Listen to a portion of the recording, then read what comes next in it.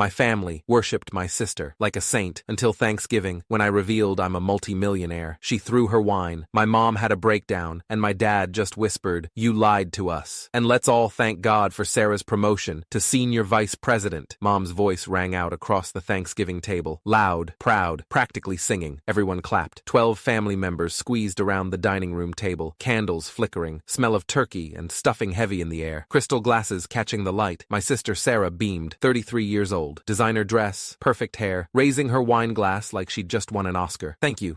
It's been such an incredible journey. Meanwhile, Uncle Tom said, nodding at me with that pitying look I'd seen 1,000 times. Jake's still doing his little tech thing, right? Still coding in his apartment? Everyone chuckled. Polite laughter, uncomfortable laughter, the kind that says, "We're laughing with you," but really means, "We're laughing at you." Still coding, I said, voice flat, taking a bite of mashed potatoes. In your apartment, Dad added, emphasis on apartment, like it was a disease. Working from home, no office, no structure. Sarah leaned over, whispered loud enough for everyone at the table to hear. That was her specialty, fake whispers that carried. Don't worry, Jake, some people are late bloomers. You'll figure it out eventually. More laughter, more pitying looks. Aunt Linda patted my shoulder like I was a wounded animal. I cut my turkey, said nothing, just chewed, smiled when appropriate. This was every holiday, every family dinner, every phone call, every interaction for the past 10 years. Sarah, the golden child, Harvard MBA, corner office at a Fortune 500 company, designer suits that cost more than most people's monthly rent, penthouse apartment in Manhattan that she never shut up about. Me, the dropout, the disappointment, the one who quit college junior year to play with computers and throw his life away. Sarah just closed a $10 million deal with a Chinese manufacturing firm, Mom announced to the table, like she was announcing a royal birth. Can you believe it? $10 million!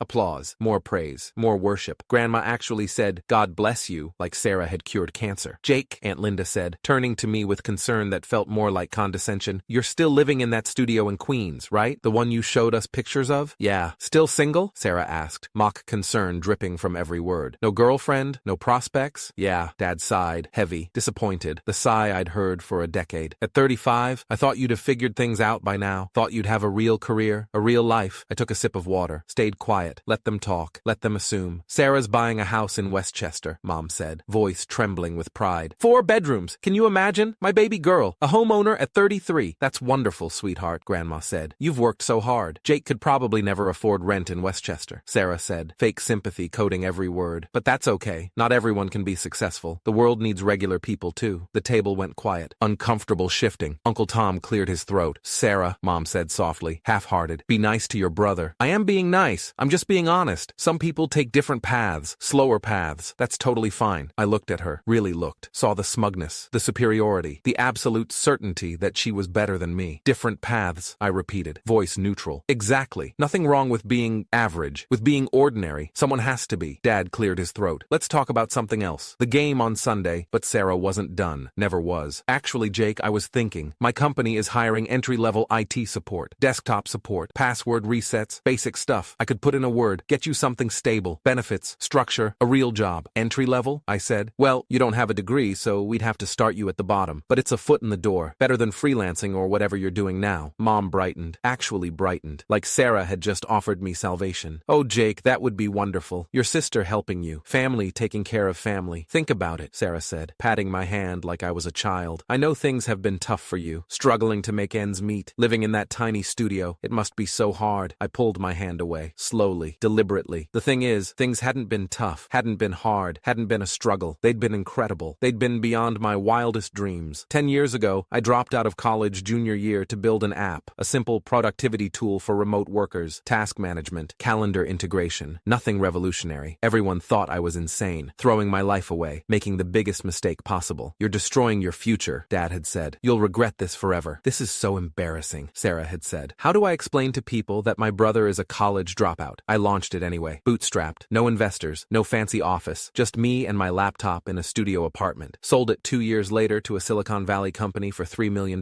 built another app, a collaboration platform for designers. Sold it for $8 million, then a third, a comprehensive platform for remote teams, video, chat, project management, everything integrated. Sold it last year to Microsoft for $47 million. After taxes, fees, and strategic investments, I was worth approximately $35 million. I lived in a studio apartment by choice, liked the simplicity, no maintenance, no property taxes, freedom. I worked from home because I wanted to, because I could, because I didn't need an office to prove I was working. I stayed quiet quiet because I didn't need their validation, didn't need their approval, didn't need anything from them until today, until this exact moment, until I couldn't take it anymore. Sarah, I said calmly, voice steady, I appreciate the offer. Of course, that's what family does. We help each other. But I don't think entry-level IT support is quite right for me. She laughed, high-pitched, condescending. Jake, you can't be picky. You need experience. Real experience. Corporate experience. I have experience. Coding in your apartment by yourself isn't real experience. It's not the same as working for an actual company. I pulled out my phone, unlocked it, opened my banking app, the main dashboard, turned the screen toward her. What's this? She asked, confused, annoyed that I was interrupting her charity speech. My account balance, current liquid assets. She looked at the screen. Her face froze, completely froze, like time had stopped. That can't be right. That's not real. It's real. Mom leaned over, looked at the screen, hand flew to her mouth, gasped. $35 million,